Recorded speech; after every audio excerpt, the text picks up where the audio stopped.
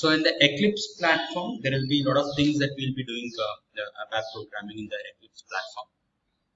So first and foremost is the introduction to Eclipse, how it works, ABAP development cycle in the Eclipse, function groups and function modules, how do we create them, ABAP objects and Eclipse, webline for development, utilities in Eclipse, testing and analysis, Eclipse and extensibility toolkit. So we're going to discuss about these things.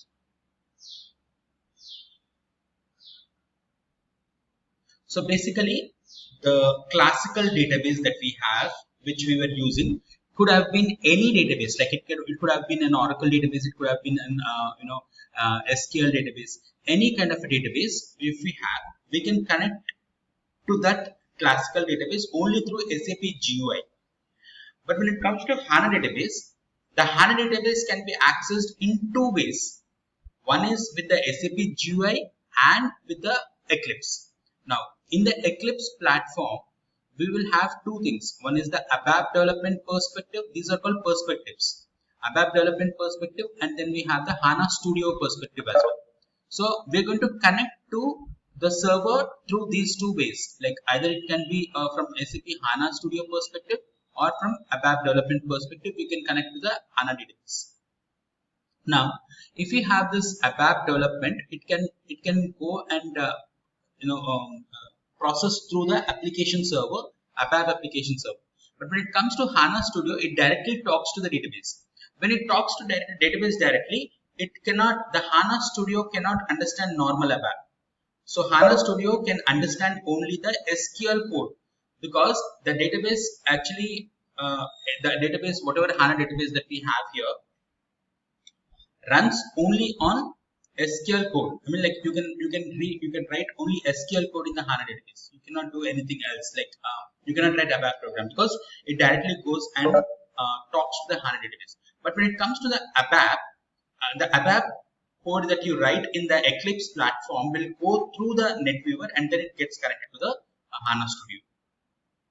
So here the option is that only when the ABAP is only when the database is HANA database, the Eclipse will support. Okay, so we can do the coding from the Eclipse platform and update that in the HANA database only if the database is HANA database. So basically, why did we go for this? See, there is something called ADT, ABAP Development Toolkit. So only when the ABAP development toolkit is installed in the system, we'll be able to start working on the Eclipse. Through Eclipse, you can start working on the server. So increase the productivity, increase developer productivity, one integration platform, extensible development tools. So these are all the things that we have in the ABAP. So we were actually working from the SAP GUI. So we all know the SAP GUI, from where we configure all the servers in the SAP GUI, right? So GUI stands for graphical user interface. We all know that, right? GUI stands for graphical user interface. So this graphical user interface is the just pop-up small box that opens, and there you log in into the SAP system.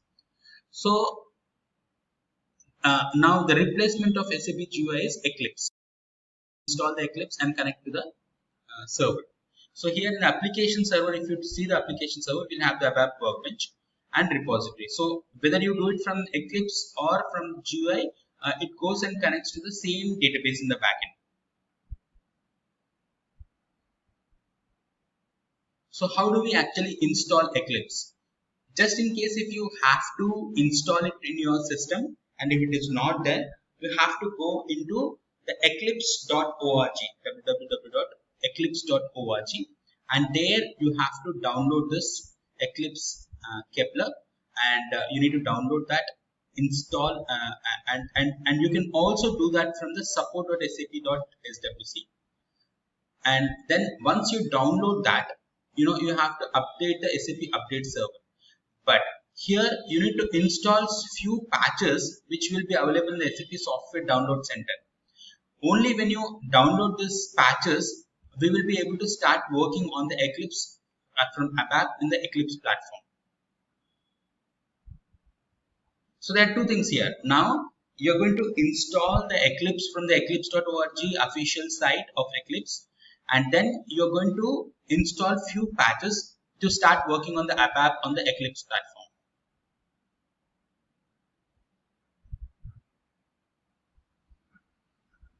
Defining an ABAP project.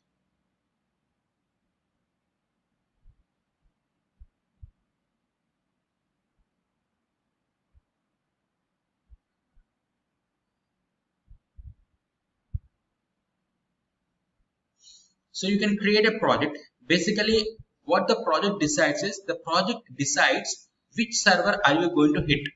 Let's say there are two servers, okay, two different SAP servers. One is for BMW, another is for Daimler Chrysler. Okay, so these are two different companies and two different servers, but you can connect to both of them from the same SAP Eclipse, wherein you have to create two different projects. One project for first server, another project for second server.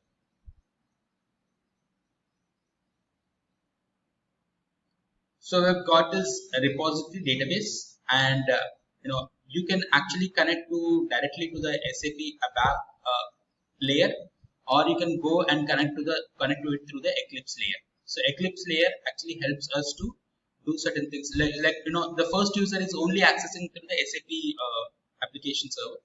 The second one is actually accessing only Eclipse through Eclipse, and the third one is accessing both. So it's always possible to access the same server from different ways. So only the front end is changing, the back end repository will be the same.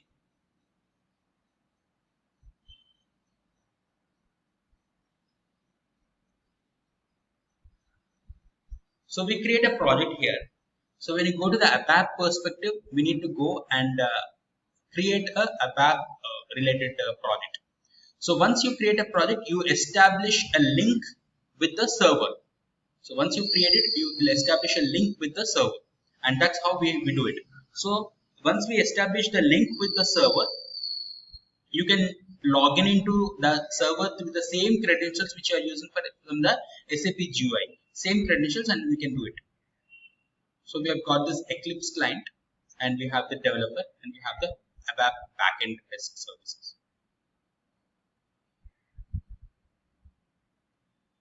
So Eclipse preferences, like we have the editor, source code editor. So we can select a source code editor and we can start.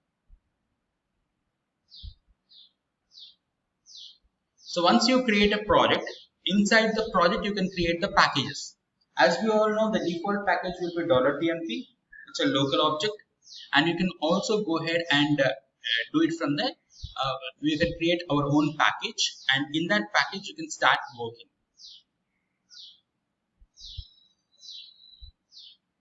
So once you log into the SAP Eclipse and you start working on it in the ABAP, it looks something like this. The editor looks something like this on the right side. So you can start writing the code, and here we call this as views, and this is the editor area. So these are all the views, 1, 2, 3, and this is the editor area. So here we can write the logic here, and we can create the class within the editor itself, and we can make it as global. So we can create global classes also, just like you write the SA38 program. In that way we can write. So we can go ahead and create it. So we can go for quick access. You can search for something which you want to search. So first step is to create a project, and the project inside the project is actually something which will get connected to the server, and then after that you have to create a package, and inside that package you can create anything like program, class, interface, whatever it might be. You can do it, and if you do it in the $tmp, it will be a local object, and it will ask you for the request number for sure when you create it in the package. And then once you save with some your request number, you can create your own request number, and then you can start working on it and activate. It's very much similar to how do we do in the normal ABAP. So the transport between the development system and the production system will be something like this. You will have the transport request. This is very much similar to how do we do in the transport request in the normal login. So I'll just show you that.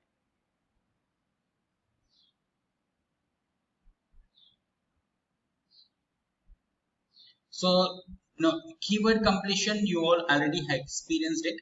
So if you type D, system can understand, and it actually populates something which you might want to type. Then if you just click on tab, if you have to, you just have to click on the tab, automatically that will be filled.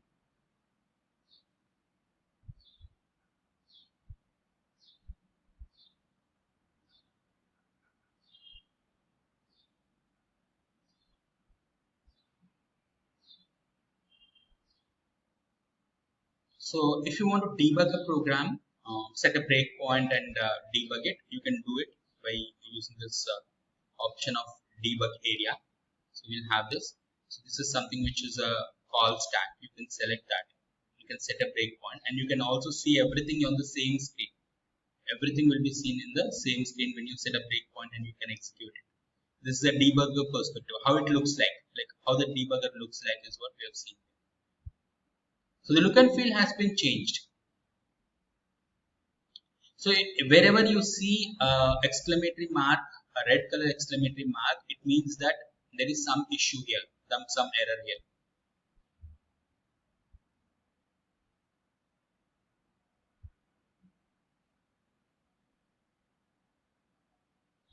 So creating a function group and a function module. So how to create a function group and a function module. So you can just simply write it in the code instead of doing it in AC37. How do we do that? So remember, in the Eclipse there is no concept of transaction codes. You just have to browse it. You have to browse it and access it. That's it. There's no transaction code concept here. So we can have this importing, exporting, everything you can write it manually, and you can start using it in a program like this. So this is a function model that we are creating it, and then we are using that function model in the program.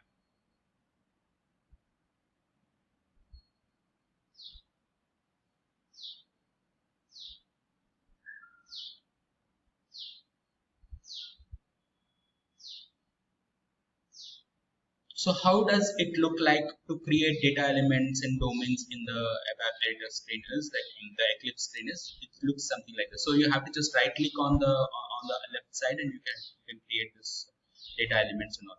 So data elements creation and table creation and all these things are very much similar to what we had done.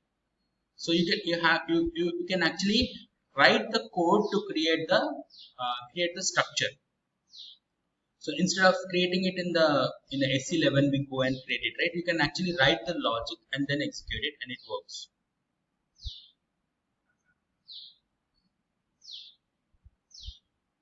So you can create any fields. If you would like to create some fields in the program, you can create it with reference to another data element, or you can refer to the ABAP logic, ABAP info, or you can have ABAP car file. So these are the data types that we have. Remember, we use character, numeric, integer, date, time, right? So in the same way, we can use here abap.info, abap.car file, abap.ds.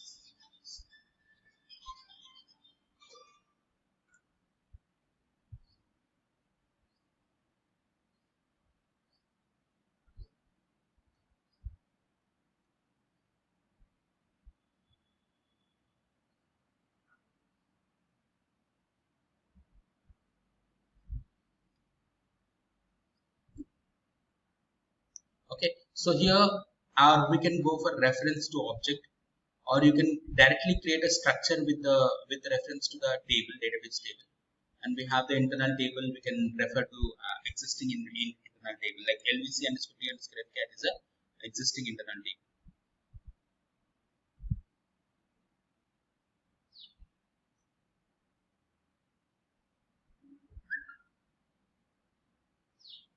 So you can basically define a type like this.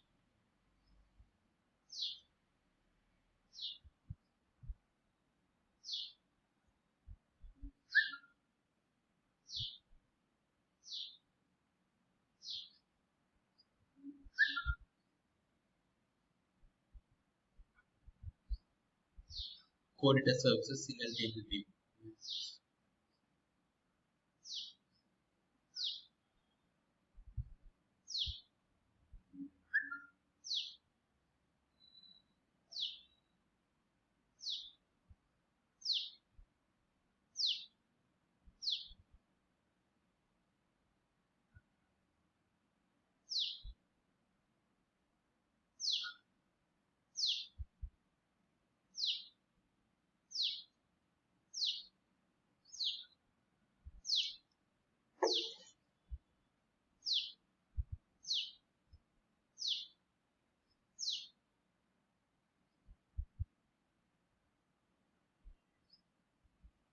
Okay, so basically, we are going to make you. This is a very technically very important concept that we have here. Is that in normal ABAP, we always used to use data query language or data manipulation language. But this is data definition language. Now, what do I mean by data definition languages? You can write the logic to create a table. You can write the logic to create a view. So all these things were not possible in the normal ABAP. In normal ABAP, if you have to create a table, you have to go to SC11 and try to create a table. But here you can write the program, create a program to create a database table. You can write a program and create a database table. Now here if you see, define view BC404 CDS demo 1, and this is the view that gets created here. This is the view that gets created here.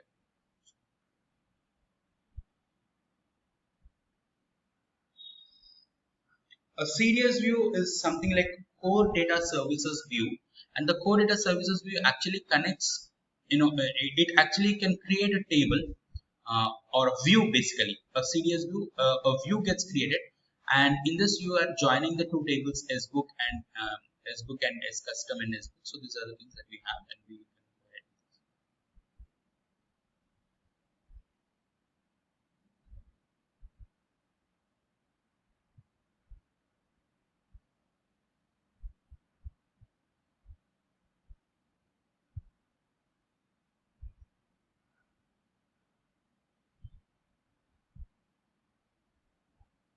Now, as we all know, for a global class that we create or a local class that we create, any class that we create will have two parts. One is the definition part, and another is the implementation part. So we can go ahead and create a definition of a class and an implementation of a class. So in this, you can have the public section, protected section, private section. So these all things can be done. So you can go ahead and do this now.